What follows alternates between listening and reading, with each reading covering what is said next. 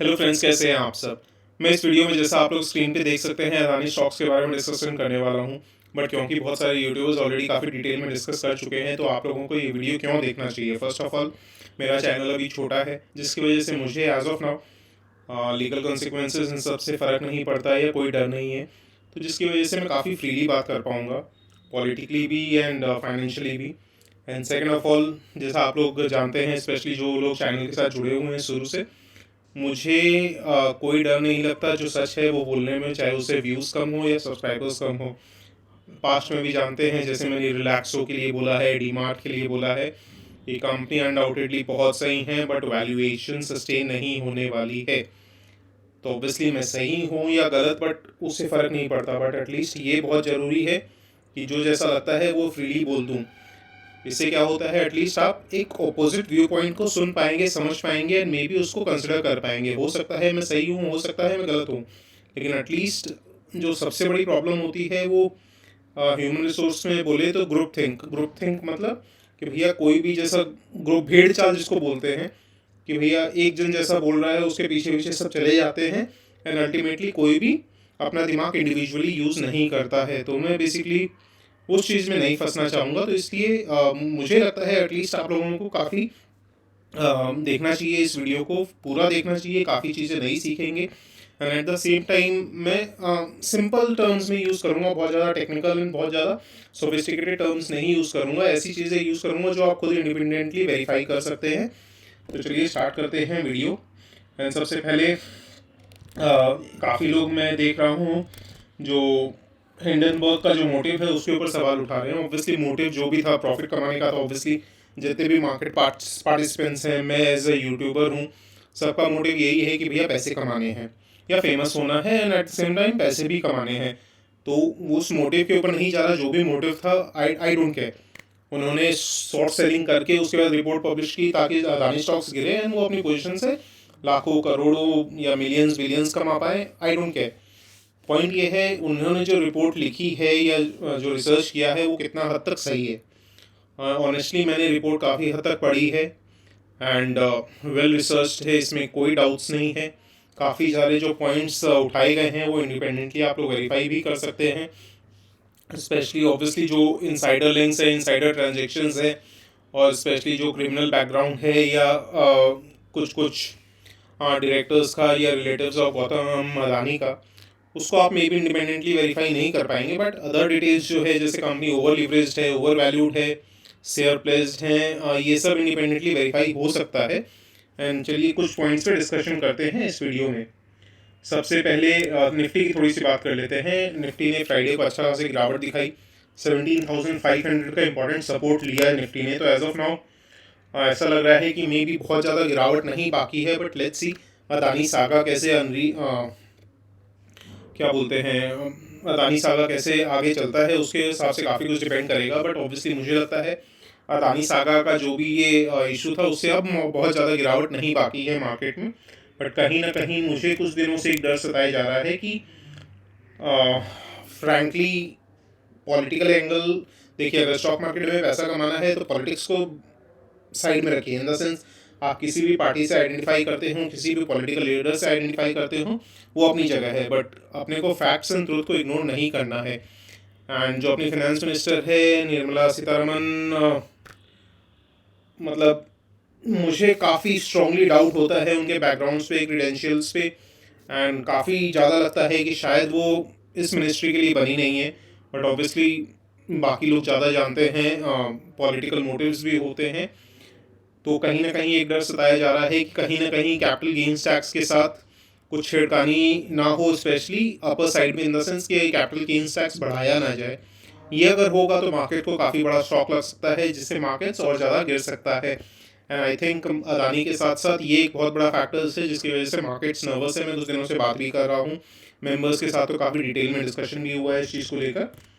अगर ये नहीं होता है, बजट में अगर कैपिटल गेन्स टैक्स नहीं बढ़ता है, बाकी कुछ भी शॉक हो उतना ज़्यादा रिलेवेंट नहीं है।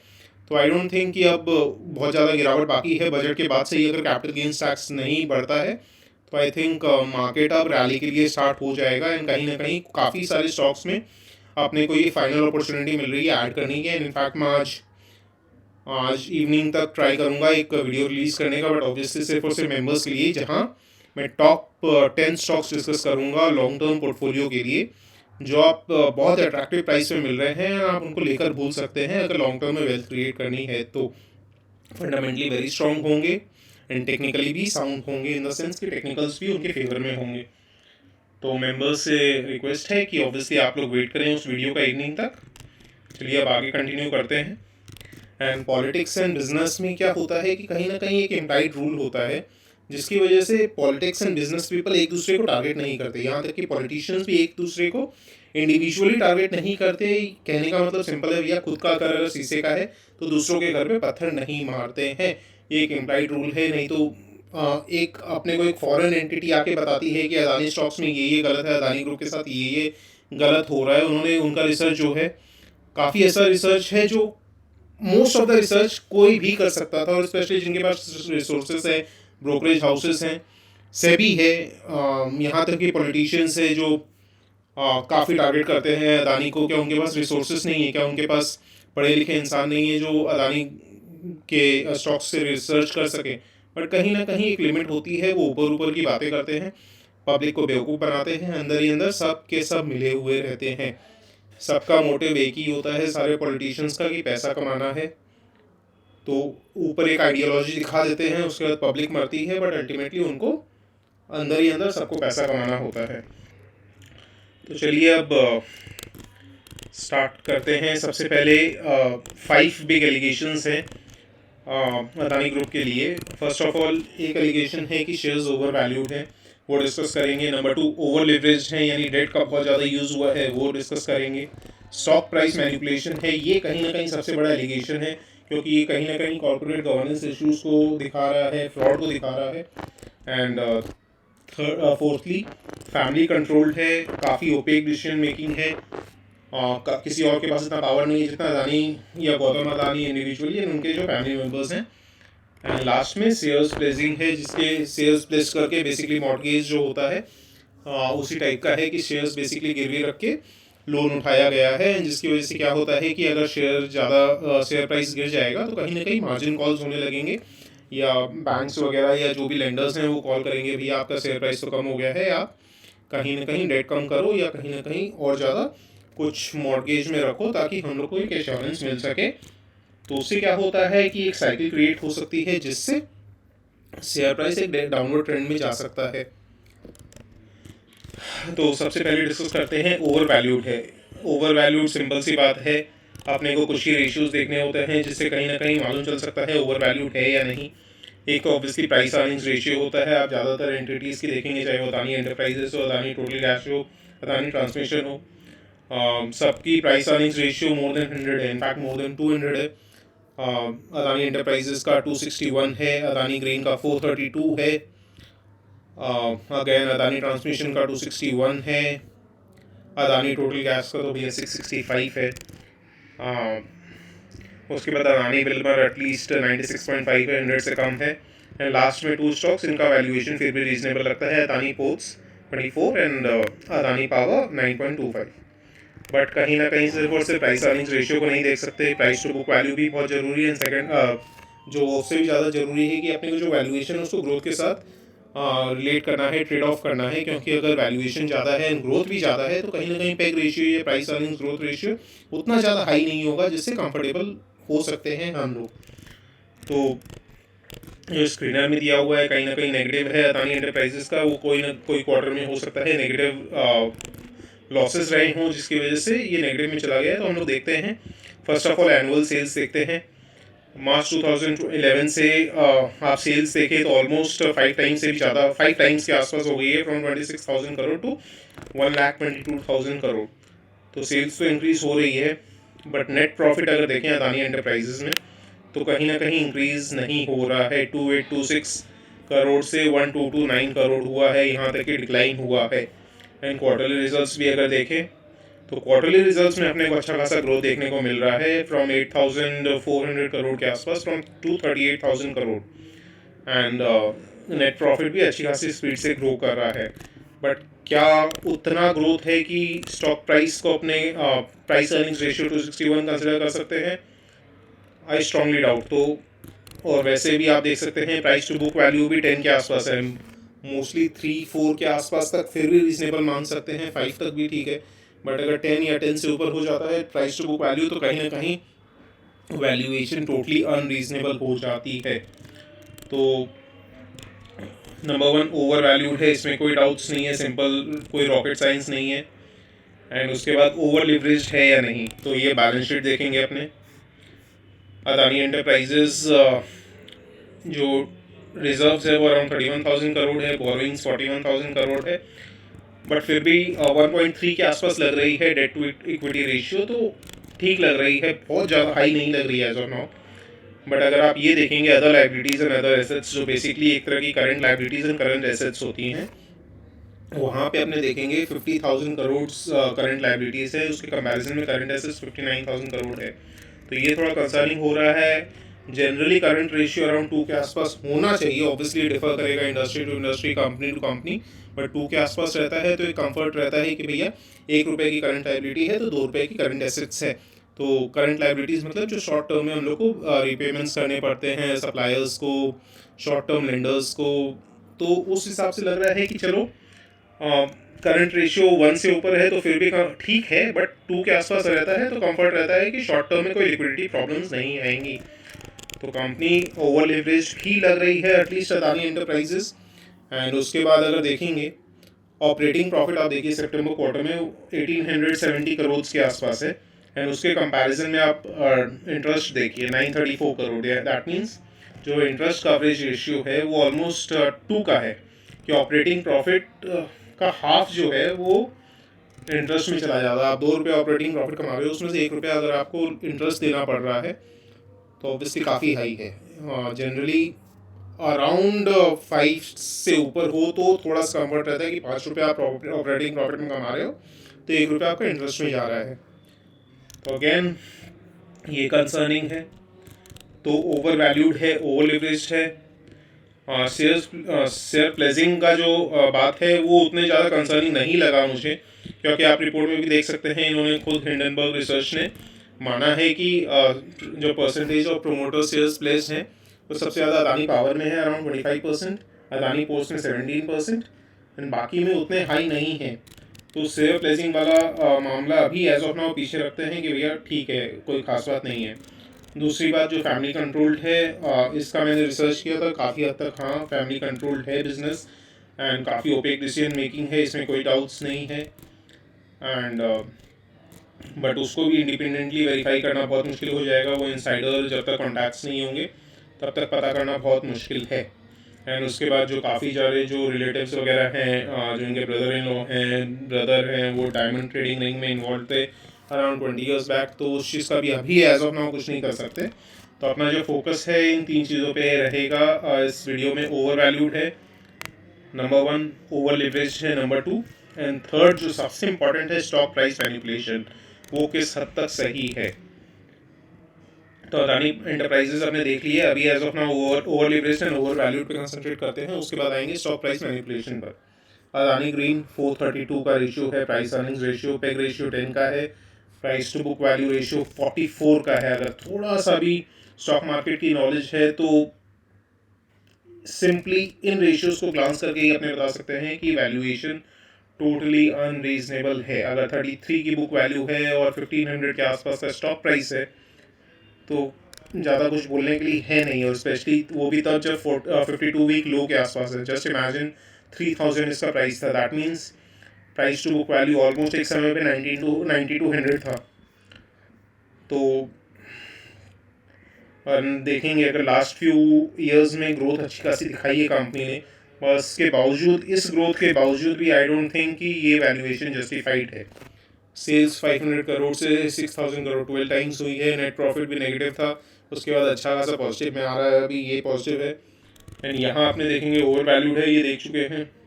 Over leveraged Adani green, my goodness, 3700 crore के आसपास रिजर्व्स है, जिसके अगेंस्ट में बोरोइंग्स है 52,000 करोड़ की। कुछ ज़्यादा बोलने के लिए है नहीं, आप खुद ही कंसिडर कर सकते हैं, ऑलमोस्ट 17 टाइम्स या 15 टाइम्स के आसपास है डेट टू इक्विटी रेशियो। तो काफ़ी ज़्यादा हाई है, इसमें कोई डाउट्स नहीं है। एंड अगर क्वार्टरली रिजल्ट्स भी देखें तो इसमें भी 866 करोड़ का नेट प्रॉफिट है, सॉरी ऑपरेटिंग प्रॉफिट है, जिसके कंपैरिजन में इंटरेस्ट 498 करोड़ का इंटरेस्ट चला जा रहा है। तो अगर सिंपली मैं काफ़ी सारे वीडियोस में भी कह चुका हूँ काफ़ी ज़्यादा मेंबर्स को, भैया अगर आप अदानी स्टॉक्स में इन्वेस्ट करते हो तो भैया आप अपने रिस्क पे कर रहे हो, एंड मोस्टली आप बिजनेस या फिनेंस के हिसाब से नहीं कर रहे हो, कहीं ना कहीं आप इन्वेस्ट कर रहे हो पॉलिटिकल कनेक्शंस की वजह से। क्योंकि आपने ऑब्वियसली अगर आप कोई आपने जो रूल है, प्रिंसिपल्स है ट्रेडिंग के, इन्वेस्टिंग के, उसको फॉलो नहीं किया है। क्योंकि इस प्राइस पे अगर आप अदानी ग्रीन जैसी कंपनी में इन्वेस्ट कर रहे हो जो ओवर लिवरेज्ड है, ओवर वैल्यूड है, इनफैक्ट थोड़ी भी नहीं, हद से ज़्यादा, तो कहीं ना कहीं आप ऑब्वियसली इस वजह से कर रहे हो कि कहीं ना कहीं अदानी जी का बहुत ज़्यादा पॉलिटिकल कनेक्शन, उसकी वजह से ग्रोथ आता रहेगा, एंड कंपनी को कोई प्रॉब्लम नहीं होगी। एंड पॉलिटिकल कनेक्शंस में सिर्फ एक पार्टी या एक पॉलिटिकल लीडर को टारगेट नहीं कर रहा हूँ, कहीं ना कहीं सारी पार्टीज इन्वॉल्व हैं। क्योंकि बीजेपी की सिर्फ सेंट्रल में गवर्नमेंट है, टोटली अग्री सेंटर में गवर्नमेंट है, बट काफ़ी सारे स्टेट्स में बीजेपी की गवर्नमेंट नहीं है, एंड वहाँ पे अदानी का अच्छा खासा काम हो रहा है। तो सिर्फ एक पार्टी या एक लीडर को वो क्योंकि प्राइम मिनिस्टर हैं तो अपने को साफ साफ दिख जाता है, बट काफ़ी सारे ऐसे लीडर्स हैं अपोजिशन से भी जो साथ में मिलके काम करते हैं, सबकी पॉकेट गर्म होती है। एंड जैसे फॉर एग्जांपल अरविंद केजरीवाल जी हैं, उनके पास क्या रिसोर्सेस नहीं है, अच्छे खासे पढ़े लिखे हैं वो खुद इतनी डिटेल्स निकाल सकते हैं, बट सबको ऊपर ऊपर से अटैक करना है, ऊपर अंदर में एक्शन किसी को नहीं लेना है। फॉर एग्जांपल बीजेपी को ही देख लो, जब पावर में आने से पहले जो रॉबर्ट वाड्रा जी हैं उनके खिलाफ कितने ज़्यादा एलिगेशंस वगैरह किए, एंड ऑब्वियसली कोई हाथी घोड़ा नहीं है उनके खिलाफ सबूत निकालना, बट कहीं ना कहीं वो अभी भी कोई फ़र्क नहीं पड़ रहा है, बीजेपी कोई एक्शन नहीं ले रही है, क्योंकि भैया इंडिविजुअली पॉलिटिक्स में कोई एक दूसरे को अटैक नहीं करता है। शीशे के घर वाला एग्जाम्पल आपके सामने है कि भैया खुद जो इन्वॉल्व हैं इन सब चीज़ों में वो दूसरे को अटैक नहीं करेंगे, नहीं तो पूरी पॉलिटिक्स धराशायी हो जाएगी। एंड उसके बाद अदानी ट्रांसमिशन, इसमें भी 20% का फॉल आया है सारे अदानी स्टॉक्स में।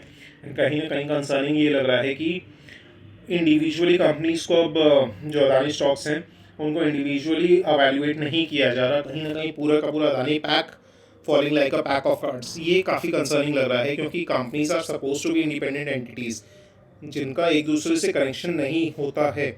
एक कंपनी अपने आप में एक सेपरेट एंटिटी होती है, तो उसकी वजह से आपको इंडिविजुअली एवेल्युएट करना चाहिए। तो for example companies like Adani ports वो फॉल नहीं करनी चाहिए थी, बट क्योंकि अदानी का नाम जुड़ा हुआ है एंड काफ़ी ज़्यादा इनसाइडर ट्रेडिंग हो सकती है, रिलेटेड पार्टी ट्रांजेक्शन हो सकते हैं, काफ़ी चीज़ें ऐसी हैं जो अपने को बैलेंस शीट और प्रॉफिट एंड लॉस स्टेटमेंट से पता नहीं चलेंगी, उसकी वजह से गिरे जा रही हैं। अदानी ट्रांसमिशन 261 का वैल्यूएशन है, यानी price earning ratio, price to book value 21 का है, पेग रेशियो 11 का है, गैन ओवर वैल्यूड है, वो भी तब ये भी 52 वीक हाई का 4000 समथिंग था, एंड अभी 2000 के आसपास प्राइस ट्रेड कर रहा है। तो इसमें भी आप देखेंगे लास्ट फ्यू ईयर्स में कंपनी एक्सपोनेंशियली ग्रो की है। फ्रॉम मार्च 2015 में 131 करोड़ की सेल्स, जो बढ़ के अभी ट्रेलिंग 12 मंथ्स में 12,000 करोड़ की हो गई है। तो ग्रोथ तो भैया वाओ, इसमें कोई डाउट्स नहीं, एक्सपोनेंशियल ग्रोथ हो रहा है, बट क्या ये ग्रोथ सस्टेन हो सकता है? कितने भी पॉलिटिकल लिंक्स हों, बट जैसे जैसे कंपनी बड़ी होती है इतना ग्रोथ सस्टेन नहीं हो पाता, जिसकी वजह से वैल्यूएशन अनकम्फर्टेबल है। उसके बाद अगेन डेट टू इक्विटी आप देख सकते हैं ऑलमोस्ट 4 के आसपास है, तो बहुत ज़्यादा हाई है। तो कंपनी ओवर लिवरेज्ड भी है, ओवर वैल्यूड भी है, इसमें कोई डाउट्स नहीं है। अब आते हैं Adani total gas 665। I mean कुछ कमेंट करना मुश्किल है, क्योंकि जिस कंपनी का वैल्यूएशन है 3 लाख करोड़ के आसपास, उसको आप प्राइस अर्निंग्स रेशियो दे रहे हैं 665 का। कोई जो इनिशियली कंपनी स्टार्ट होती है जिसका 200-300 करोड़ या एटलीस्ट 1000 करोड़ तक का मार्केट कैप होता है, उसको ऐसे लगता है कि कंपनी में भी एक्सपोनेंशियली ग्रो करेगी, जिसकी वजह से कभी कभार पागलों की तरह प्राइस अर्निंग रेशियो मिल जाता है।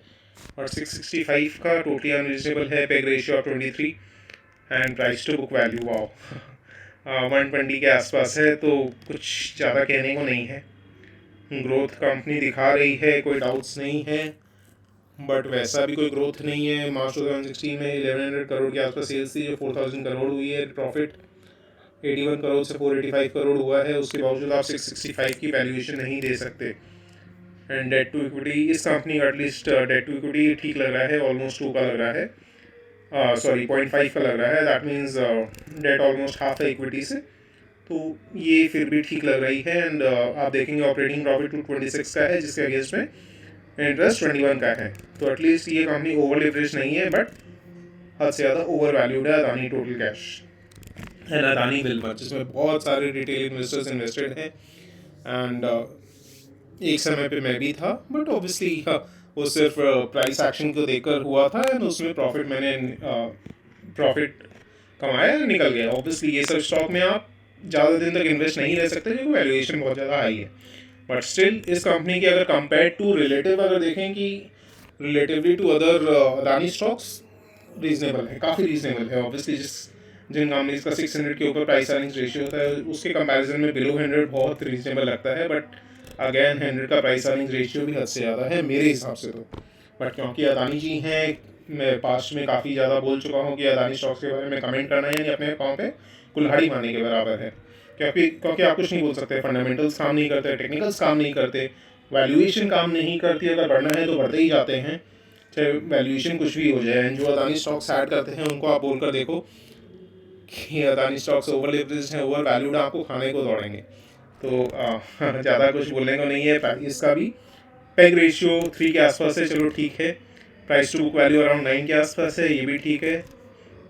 ठीक है इन द सेंस कि compare to other Adani stocks, but फिर भी वैसा नहीं है कि मैं चाह के इन्वेस्ट करना चाहूँगा अदानी बिल्डर जैसी कंपनीज में। एंड ग्रोथ अगर देखें तो लास्ट 2 क्वार्टर से ऐसा कोई ग्रोथ देखने को नहीं मिल रहा है। सेल्स 10,000 करोड़ थी दिसंबर 2022 में, जो ऑलमोस्ट 2 ईयर्स बाद भी 30,000 करोड़ की हुई है। प्रॉफिट में कहीं ना कहीं अच्छा खासा बीच में बढ़ा था, बट उसके बाद अभी डिप देखने को मिला है। एंड लास्ट फ्यू ईयर्स की ग्रोथ देखें तो ठीक है, अच्छी खासी रही है। बट मैं पर्सनली लास्ट फ्यू क्वार्टर्स पे ज़्यादा कंसंट्रेट करता हूँ। इसका भी तो कंपनी ओवर वैल्यूड है, हाँ है, but compare to Adani total gas वगैरह ये कंपनी उतनी ओवर वैल्यूड नहीं है। And debt to equity ratio इसका रीजनेबल है, 0.5 के आसपास है, ठीक है। एंड इसका भी अगर आप इंटरेस्ट कवरेज रेशियो देखेंगे 258 का ऑपरेटिंग प्रॉफिट है, इंटरेस्ट है 151। तो आप इसका तो इंटरेस्ट कवरेज रेशियो काफ़ी ज़्यादा ख़राब है, in the sense almost like 1.6 के आसपास है।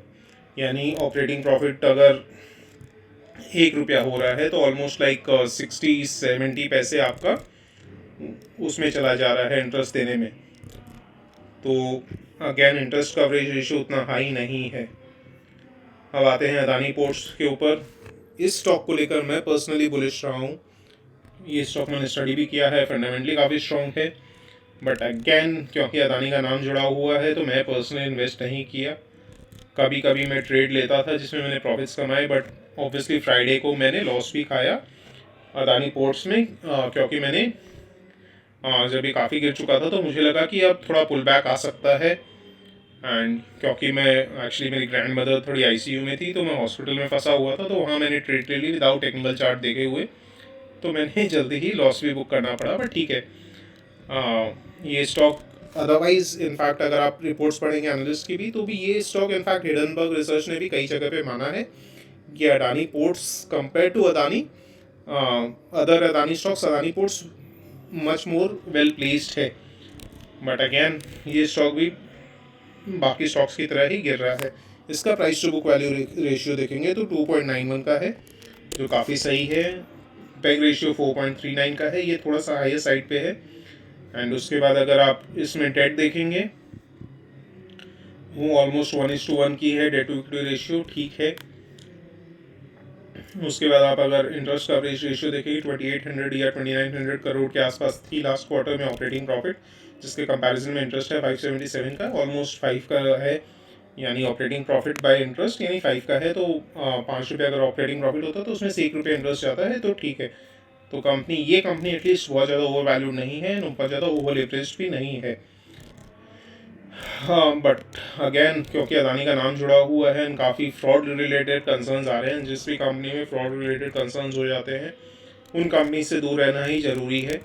एंड कहीं ना कहीं एज ऑफ नाउ मुझे ऐसा लगता है कि सेल ऑन राइज ही बेस्ट स्ट्रेटजी रहेगी इन सब कंपनीज में। एंड उसके बाद लास्टली अदानी पावर। इस कंपनी को मैंने स्टडी नहीं किया था पहले, इनफैक्ट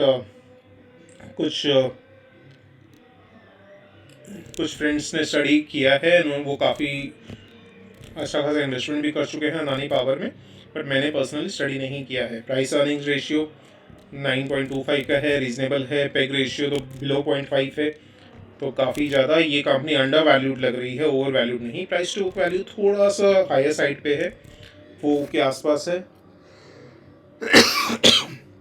इसी वजह से आप देखेंगे तो ये अपने 52 वीक लो से काफ़ी दूर है अभी भी। एंड शायद एक वजह ये भी है कि इसका शायद सर्किट लिमिट 5% ही है, जिसकी वजह से 5% ही फॉल किया। तो जो भी इस पर इन्वेस्टेड होगा वो सुकून की सांस ले रहा होगा कि चलो 5% सर्किट लिमिट है, तो इससे ज़्यादा कंपनी एक दिन में नहीं गिर सकता ये स्टॉक। एंड अगर ईयरली ग्रोथ देखें तो एक्सपोनेंशियल रहा है, इसमें कोई डाउट नहीं है। फ्रॉम मार्च 2011 2000 करोड़ से 36,000 करोड़ हो गई है sales, and profit from 500 crore to 10,000 crore हो गया है। बट लास्ट फ्यू क्वार्टर्स देखें तो उतनी ज़्यादा ग्रोथ देखने को नहीं मिल रही है, at least in terms of sales. But profit जो काफ़ी फ्लक्चुएटिंग रहा है अदानी पावर का, तो इतना ज़्यादा फ्लक्चुएटिंग में काफ़ी रिस्क हो जाता है। बट स्टिल कंपनी ने कुछ क्वार्टर्स में अच्छा खासा नेट प्रॉफिट में लॉस दिखाया, बट अभी प्रॉफिट में है। तो Adani power and Adani ports to some extent बहुत ज़्यादा ओवर वैल्यूड नहीं है, बहुत ज़्यादा ओवर लिवरेज भी नहीं लग रही हैं। एंड इंटरेस्ट कवरेज रेशियो देखें, इंटरेस्ट कवरेज रेशियो तो अदानी पावर का भी बहुत ख़राब है, क्योंकि first of all debt to equity ratio देखें तो 2:1 से ऊपर का है, यानी डेट ऑलमोस्ट 2 टाइम्स है इक्विटी की। तो अगैन ये कंपनी भी ओवर लिवरेज्ड है। एंड ऑपरेटिंग प्रॉफिट अगर देखें तो 948 ऑपरेटिंग प्रॉफिट लास्ट क्वार्टर में 948 करोड़ था, जो इंटरेस्ट जिसमें से ऑलमोस्ट पूरा का पूरा ही खा गया है। बट उससे पहले अगर देखें जून क्वार्टर में तो 5,700 करोड़ में से तो इंटरेस्ट था सिर्फ 800 करोड़, ऑलमोस्ट 7 के आसपास का था, तो वहाँ रीजनेबल था। तो कहीं ना कहीं जो ऑपरेटिंग प्रॉफिट ऊपर नीचे हो रहा है उसकी वजह से कुछ कहना मुश्किल है। But still compare to other Adani stocks Adani Power better लग रही है, अदानी पोर्ट्स बेटर लग रही है, and to some extent Adani Wilmar. But बाकी 4 Adani Transmission, Adani Enterprises, Adani total Gas, Adani Green, इन कंपनीज के बारे में ज़्यादा कुछ कमेंट करना मुश्किल ही है, क्योंकि आप देख चुके हैं ओवर वैल्यूड है, ओवर लिवरेज्ड है। उसके बाद क्योंकि वीडियो बहुत ज़्यादा लंबा हो रहा है, मैं हर एक इंडिविजुअल कंपनी की डिटेल में नहीं जाऊँगा, FIIs कौन है, बट काफ़ी जो शेल कंपनीज हैं जिनका बेसिकली पर्पस ही यही है, यही क्रिएट इसी वजह से क्रिएट की गई हैं कि स्टॉक को आर्टिफिशियली इन्फ्लेट किया जाए। ये क्या होता है कि अदानी जी खुद उनमें पैसा डालते हैं, एंड उसके बाद ये कंपनीज बेसिकली एक आर्टिफिशियल स्कैरसिटी का क्रिएट करती है, आर्टिफिशियल डिमांड क्रिएट करती हैं, जिससे क्या होता है स्टॉक प्राइस बढ़ने लगता है। ऐसा हुआ है, अपेरेंटली दिख रहा है। I mean, ऐसा कौन सा फंड होगा, जैसे for example Opal investment private limited, इसका नेटवर्थ है 4,484 करोड़ की, 4,484 करोड़ आप यहाँ देख सकते हैं। ट्रेंड लाइन पे आपको आसानी से मिल जाएगी। इसका इन्वेस्टमेंट कहाँ है, अदानी पावर में, एंड ये कोई राम गोपाल पॉलिटेक्स, जिसमें आप देख सकते हैं होल्डिंग वैल्यू ऑलमोस्ट आप हंसेंगे, आई मीन 4,483 करोड़ के आसपास अदानी पावर में है। उसके कंपैरिजन में peanuts, I mean not even 1 crore भी दूसरी कंपनी में है। तो ऑलमोस्ट ये कंपनी सिर्फ और सिर्फ क्रिएट की गई है अदानी पावर में इन्वेस्ट करने के लिए। तो ज़्यादा कुछ कहना, आई मीन ऐसा क्या है कि भैया आप कोई फॉरेन बेस्ड कंपनी है एंड सिर्फ और सिर्फ आप एक कंपनी में इन्वेस्ट कर रहे हो, इंडियन कंपनी में, वो भी पूरा का पूरा नेटवर्क भैया।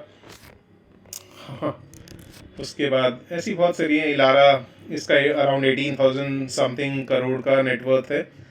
एंड उसके बाद अगर आप देखेंगे अदानी का, अदानी एंटरप्राइजेज में 5,000 करोड़ के आसपास, अदानी टोटल गैस में 5,200, एंड अदानी ट्रांसमिशन में ऑलमोस्ट 8,000 करोड़।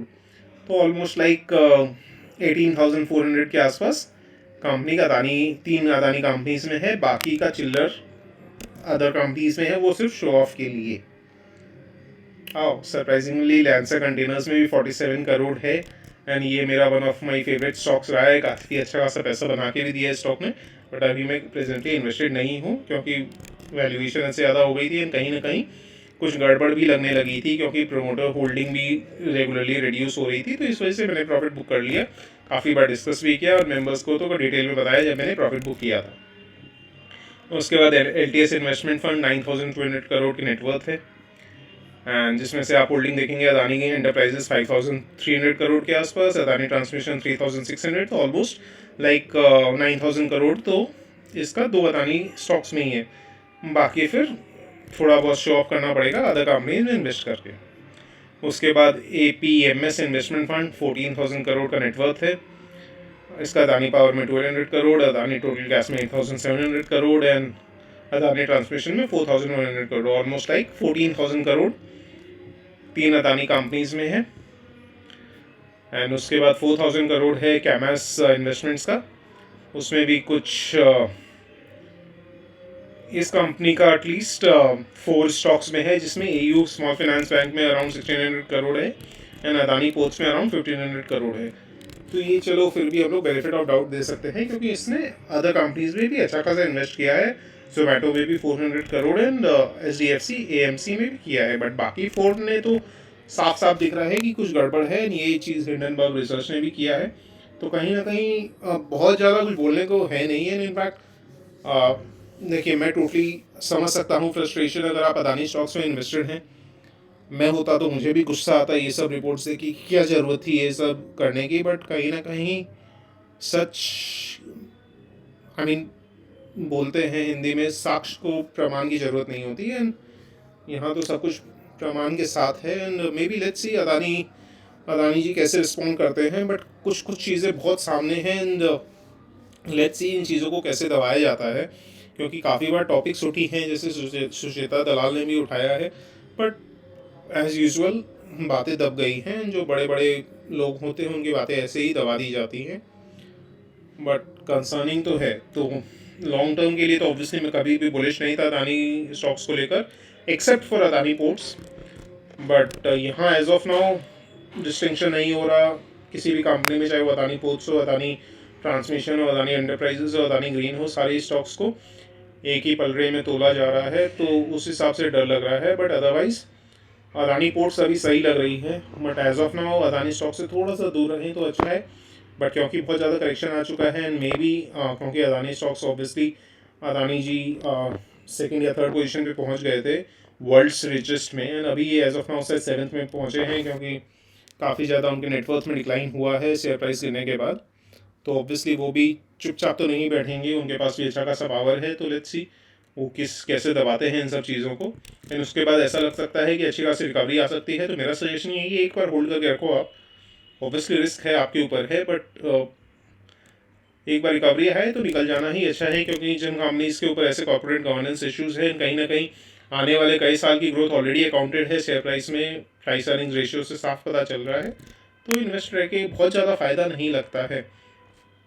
एंड उसके बाद निफ्टी 50 पे क्या असर हो सकता है, कहीं ना कहीं निफ्टी 50 में सिर्फ और सिर्फ अदानी पोर्ट्स है 0.82%, तो बहुत ज़्यादा निफ्टी 50 में इम्पैक्ट नहीं लग रहा, बट कहीं ना कहीं जो अदानी निफ्टी नेक्स्ट 50 है उसमें अच्छा खासा वेटेज है अदानी कंपनीज का। 3 कंपनीज अदानी टोटल कैश का अराउंड 3.82% है वेटेज, एंड उसके बाद अदानी ट्रांसमिशन का 2.72% एंड अदानी ग्रीन का ऑलमोस्ट 2.53%, ये ऑलमोस्ट लाइक 9% के आसपास शायद 3 कंपनीज का है अदानी निफ्टी नेक्स्ट 50 में। तो ये स्टॉक प्रेशर में रह सकता है, मार्केट भी प्रेशर में रह सकता है अगर और ज़्यादा गिरावट आती है तो।